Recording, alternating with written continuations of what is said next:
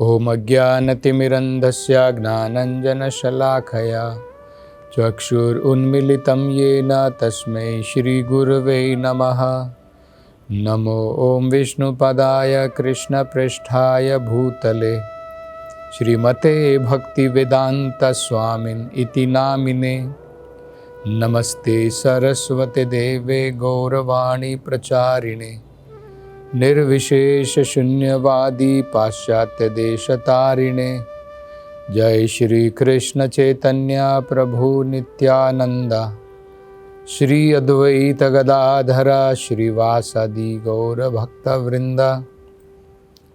हरे कृष्णा कृष्ण कृष्ण हरे हरे, हरे राम राम राम हरे हरे। हरे कृष्णा। तो अब ध्रुव महाराज अपनी अंतिम प्रार्थनाएं भगवान से करते हैं।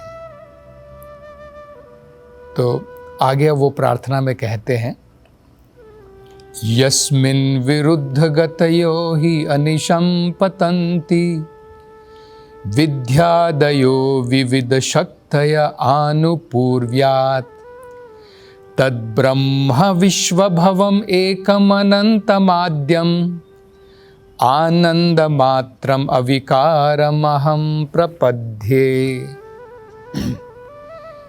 इस प्रार्थना में ध्रुव महाराज जो है भगवान के शरीर से जो ब्रह्म ज्योति निकलती है और जिस ब्रह्म ज्योति के ऊपर ये सारे ब्रह्मांड टिके हुए हैं, ये सारे ब्रह्मांड का आश्रय कहाँ पर है? भगवान के शरीर से जो ब्रह्म ज्योति निकल रही है। तो भगवान जो आदि पुरुष हैं, जिनके शरीर से ये ब्रह्म ज्योति निकलती है, जिसके ऊपर सारे ब्रह्मांड आश्रित हैं, उन भगवान को वो प्रार्थना करते हैं।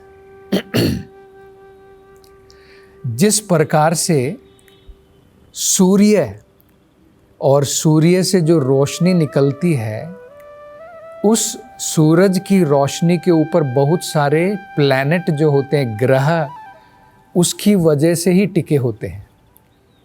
ठीक इसी प्रकार भगवान के शरीर से निकलने वाली ब्रह्म ज्योति के ऊपर ये असंख्य ब्रह्मांड टिके हुए हैं। तो बड़ी सुंदर प्रार्थना है। देखिए वो क्या कहते हैं। यस्मिन् विरुद्ध गतयो, ये जो ब्रह्मा है, तद ब्रह्मा, ब्रह्मा मतलब ये ब्रह्मा विष्णु महेश वो ब्रह्मा नहीं, यहाँ पर ब्रह्मा मतलब है ब्रह्मन, भगवान की जो ब्रह्म ज्योति है। तद ब्रह्मा यस्मिन् विरुद्ध गतयो, इस भगवान के जो ये जो ब्रह्मन का जो स्वरूप है भगवान का, इसमें दो प्रकार की विरुद्ध शक्तियां हैं।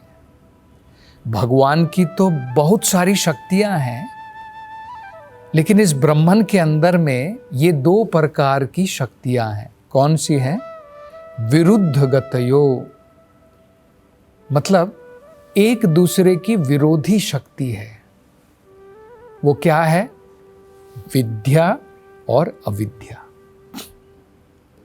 ज्ञान और अज्ञान। तो ये ज्ञान और अज्ञान दोनों भगवान के इस ब्रह्मन स्वरूप के द्वारा, जिससे ये सारा संसार टिका हुआ है, इस संसार में हम देखते हैं दोनों भी है, ज्ञान भी है, अज्ञान भी है। तो ये संसार कहाँ पर टिका है? भगवान की ब्रह्म ज्योति के ऊपर टिका है। तो विद्या और अविद्या, ये दोनों जो हैं भगवान की ब्रह्म ज्योति के द्वारा इस भौतिक संसार में आते हैं। और वो क्या कह रहे हैं? विविध शक्तया अनिशम पतंती आनुपूर्व्यात्। भगवान के अंदर में बहुत सारी विविध शक्ति है। इस भौतिक संसार में भी हम लोग देखते हैं, कोई महान व्यक्ति है, बड़ा व्यक्ति होता है, उसके पास में बहुत सारी शक्तियाँ होती हैं। जैसे पॉलिटिकल पावर हो गई, पैसे की पावर हो गई, विल पावर हो गई, शरीर की शक्ति हो गई, अनेकों प्रकार की शक्तियाँ होती हैं। तो इसी प्रकार से भगवान जो पुरुषोत्तम हैं, उनके अंदर में विविध प्रकार की शक्तियाँ हैं।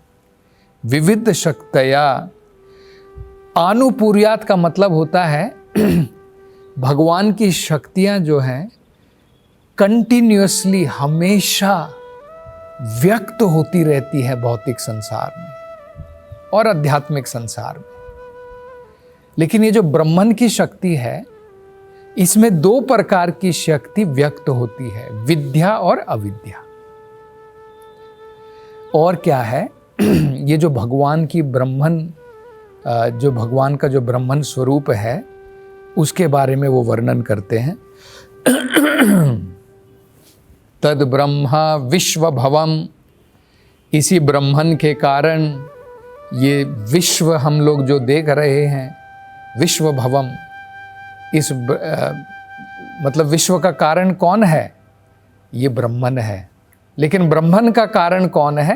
भगवान है। तो विश्व भवम, और ये ब्रह्मन, इसके लक्षण क्या है, इसके गुण क्या है? एकम, इसमें डिवीजन नहीं है।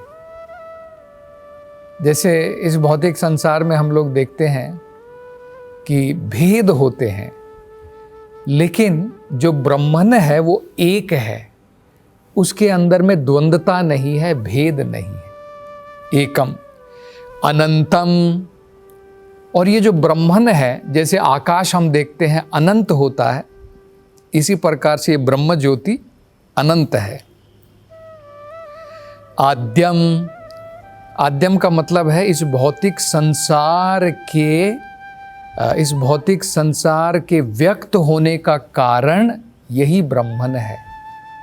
आद्यम मतलब ओरिजिनल, इसका ओरिजिन, इस भौतिक संसार का कारण कौन है? ब्रह्मन है। लेकिन हमें भूलना नहीं है, ब्रह्मन का कारण भगवान है। तो भगवान ब्रह्मन से भी ऊपर हैं। जिस प्रकार से सूरज की रोशनी से ऊपर है, सूरज की रोशनी सूरज के ऊपर टिकी है। सूरज की रोशनी में बहुत सारे प्लैनेट हो सकते हैं, लेकिन वो कहाँ पर टिके हैं? सूरज की रोशनी में टिके हैं। और सूरज की रोशनी कहाँ से आती है? सूर्य से आती है। तो ये ब्रह्मन जो है इस भौतिक संसार का कारण है। आनंद मात्रम, इस ब्रह्मन में जब कोई व्यक्ति लीन होता है तो उसे एक आनंद की प्राप्ति होती है, जिसे ब्रह्मानंद कहते हैं। और इससे पहली कुछ कथाओं में हमने वर्णन किया था कि ब्रह्मानंद जो है एक हमारी अंजलि के अंदर में पानी भरने लायक है, केवल उतना आनंद है। सांसारिक आनंद बूंद के बराबर है। भक्ति का आनंद जो भगवान की सेवा में होता है वो सागर के बराबर है। तो आनंद मात्रम, ये जो ब्रह्मन है, इसमें ब्रह्मानंद की प्राप्ति होती है। अविकारम, और इसमें कोई विकार नहीं, इसमें कोई चेंजेस नहीं है। अहम प्रपद्ये, वो भगवान जो ब्रह्मन का भी कारण है, मैं उनको प्रणाम करता हूँ। तो भगवान को प्रणाम कर रहे हैं क्योंकि भगवान ही इस ब्रह्मन के कारण हैं, जिसके अंदर में सारे ब्रह्मांड टिके हुए हैं और जिसमें ज्ञानी लोग जाकर के मिलना चाहते हैं। ज्ञानी लोग जो हैं ब्रह्म ज्योति में मर्ज हो जाना चाहते हैं, उसमें जो है अपने अस्तित्व को खो देना चाहते हैं। तो उस ब्रह्मन के बारे में जो भगवान की प्रभा मात्र है, ये ब्रह्म संहिता में भी बताया गया है। यस्या प्रभा प्रभवतो जगदंड कोटि, जगद अंडा मतलब होता है ब्रह्मांडा, जगत अंडा, ये अंडे के रूप का होता है। गोलाकार है, इसलिए इसे ब्रह्मांड कहते हैं। जगदंड कोटि, कोटि का मतलब है करोड़ों, करोड़ों ब्रह्मांड जो है यस्य प्रभा, भगवान की प्रभा पर टिके हुए हैं। भगवान की जो ज्योति है, ब्रह्म ज्योति है, उसमें असंख्य ब्रह्मांड टिके हुए हैं। तो हम लोग कई बार सोचते हैं ना, ये ब्रह्मांड कहाँ पर हैं? ये सब भगवान की ब्रह्म ज्योति पर टिके हुए हैं। यस्या प्रभा प्रभवतो जगदंड कोटि, कोटिषु अशेष वसुधाति विभूति भिन्नाम। और हर एक ब्रह्मांड में असंख्य वसुधा है। वसुधा का मतलब है प्लैनेट है, ग्रह है। तो ये भी हम देखते हैं, जैसे हमारे ब्रह्मांड में हम लोग कहते हैं बहुत सारे प्लैनेट हैं, और ऐसे ब्रह्मांड भी बहुत सारे हैं, और हर एक ब्रह्मांड में बहुत सारे प्लैनेट हैं, ग्रह है। तो ये सब कहाँ पर टिके हुए हैं? भगवान की ब्रह्म ज्योति पर। गोविंदमादि पुरुषम तमहम भजामि, यद ब्रह्म निष्कलम अनंतम अशेष भूतम, गोविंदमादि पुरुषम तमहम भजामि। तो ये जो है वो कहते हैं। अब देखिए, ये समझना बड़ा महत्वपूर्ण है। जो ब्रह्मन की दो हम लोग देख रहे हैं शक्तियाँ जो व्यक्त होती हैं संसार में, अविद्या और विद्या। तो सबसे पहले हम लोग देखते हैं कि लोग अविद्या में रहते हैं। अविद्या में कैसे रहते हैं? उनको कुछ पता ही नहीं, मैं कौन हूँ, मैं कहाँ से आया हूँ, लोग क्या सोच रहे हैं, ये शरीर मैं हूँ, ये सब अविद्या में है। जब लोगों को थोड़ा ज्ञान आता है, थोड़े थोड़े विद्या की तरफ बढ़ते हैं। पहला ज्ञान क्या आता है? नहीं नहीं, मैं शरीर नहीं हूँ, मैं आत्मा हूँ। तो अभी उसे ब्रह्मन का ज्ञान आया, मतलब मैं आत्मा हूँ, अहम ब्रह्मास्मि, मैं ब्रह्मन हूँ। लेकिन अभी उसे परमात्मा का ज्ञान नहीं आया है, अभी उसे भगवान का ज्ञान नहीं आया है। तो अविद्या से धीरे धीरे विद्या की तरफ बढ़ता है। जब उसे ब्रह्मन का ज्ञान आ गया, मतलब आत्मा का ज्ञान आ गया, तब जो है थोड़ी विद्या की तरफ बढ़ा।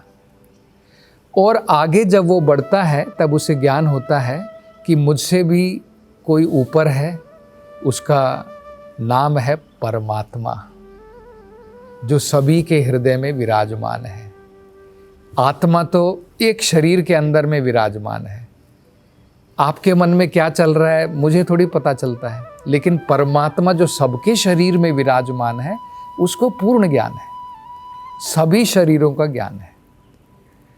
तो थोड़े और हमें ज्ञान होता है, और बाद में जब उसे और ज्ञान होता है, संपूर्ण ज्ञान होता है, तब वो देखता है कि भाई गोविंदम आदि पुरुषम, भगवान गोविंद जो है, कृष्ण जो है, वो आदि पुरुष हैं, और परमात्मा जो है उनके एक अंश मात्र है। भगवान का एक विस्तार है परमात्मा, जो सारे शरीरों में विद्यमान है। लेकिन आध्यात्मिक संसार में परमात्मा की जरूरत नहीं होती है। भौतिक संसार में भगवान अपना विस्तार करते हैं परमात्मा के रूप में, लेकिन आध्यात्मिक संसार में तो स्वयं भगवान है। तो जब अविद्या से पूर्ण विद्या की तरफ व्यक्ति जाता है, तब जाकर के उसे ज्ञान होता है संपूर्ण भगवान का। विश्वनाथ चक्रवर्ती ठाकुर एक बड़ा सुंदर उदाहरण देते हैं। इसी प्रकार से एक महान भक्त हुए थे रामानुजाचार्य, वो भी एक उदाहरण देते। दोनों उदाहरण से हम लोग समझ सकते हैं किस प्रकार से व्यक्ति अविद्या से विद्या की तरफ जा सकता है। कैसे जाता है आप देखिए, विश्वनाथ चक्रवर्ती ठाकुर उदाहरण देते हैं। आप बहुत दूर से एक शहर को देखते हैं। आप जब बहुत दूर से एक शहर को देखते हैं तो आपको क्या दिखाई देता है? एक केवल स्पॉट जैसा दिखता है, कुछ धब्बा है, स्पॉट। थोड़े और आप पास में जाएंगे तब आपको दिखाई देता है कि अरे भाई, यहाँ पर तो बड़े बड़े टावर हैं, बड़ी बड़ी बिल्डिंग हैं, फिर आपको दिखता है कि बड़े बड़े गेट्स हैं, और जब आप बिल्कुल पास में चले जाएंगे तब आप देखेंगे कि न केवल यहाँ पर टावर है, यहाँ पर रोड है, यहाँ पर दुकानें हैं, यहाँ पर घर हैं, और यहाँ पर लोग भी हैं जो बहुत सारे कार्यों में लगे हैं। तो देखिए, जब आप दूर से देखते हैं तो आपको जो है वैरायटी नहीं दिखती है, विभिन्नताएं नहीं दिखती है। जब आप पास में जाते हैं तब आपको वहाँ पर पूरी वैरायटी दिखती है। इसी प्रकार से जब हम दूर से भगवान को देखते हैं, केवल ब्रह्म ज्योति का ज्ञान होता है, उसमें कोई वैरायटी आपको नहीं दिखेगी, केवल ज्योति दिखती है। लेकिन जैसे जैसे आप और अत्यधिक अविद्या से विद्या की तरफ जाएंगे तब आपको ज्ञान होता है कि इन सब से ऊपर ये जो ब्रह्म ज्योति है ये कहाँ से निकल रही है? ये भगवान के शरीर से निकल रही, यस्य प्रभा, ये भगवान की प्रभा है। तो इसी प्रकार से रामानुजाचार्य भी उदाहरण देते हैं। वो कहते हैं आप जंगल को दूर से देखिए, जैसे शहर को दूर से देखिए तो धब्बा दिखता है, ऐसे जंगल भी ऐसे ही दिखेगा, एक ग्रीन ग्रीन आपको पैच दिखेगा। थोड़े आप पास में जाएंगे तो कुछ पेड़ नजर आएंगे आपको, अरे पेड़ है बहुत सारे। आप जंगल के अंदर में जाएंगे तो पूरी वैरायटी दिखेगी, आपको दिखेंगे कि यहाँ पर जानवर भी हैं, दूर से आपको जानवर नहीं दिखेंगे। आप जब जंगल के अंदर में जाएंगे, बिल्कुल नज़दीक जाएंगे, तब जा कर के आपको सारी वैरायटी दिखेगी। इसी प्रकार से अविद्या से विद्या की तरफ जब हम धीरे धीरे जाएंगे तब जा कर के हमें पता चलेगा कि भगवान है, भगवान के भक्त लोग हैं जो वैकुंठ धाम में, गोलोक धाम में भगवान की सेवा में लगे हैं। ये तो केवल पहला है, केवल ब्रह्म ज्योति का ज्ञान तो केवल पहला स्टेज मात्र है। तो इसलिए ध्रुव महाराज भगवान से प्रार्थना कर रहे हैं कि जिस ब्रह्म ज्योति के पीछे ज्ञानी लोग भागते हैं, जिस ब्रह्म ज्योति में सारे ब्रह्मांड टिके हुए हैं, उस ब्रह्मांड, उस ज्योति के कारण आप ही हैं, इसलिए मैं आपको प्रणाम करता हूँ। तो अब अंतिम वो प्रार्थना करते हैं, उसकी चर्चा हम अगली कथा में करेंगे। हरे कृष्णा।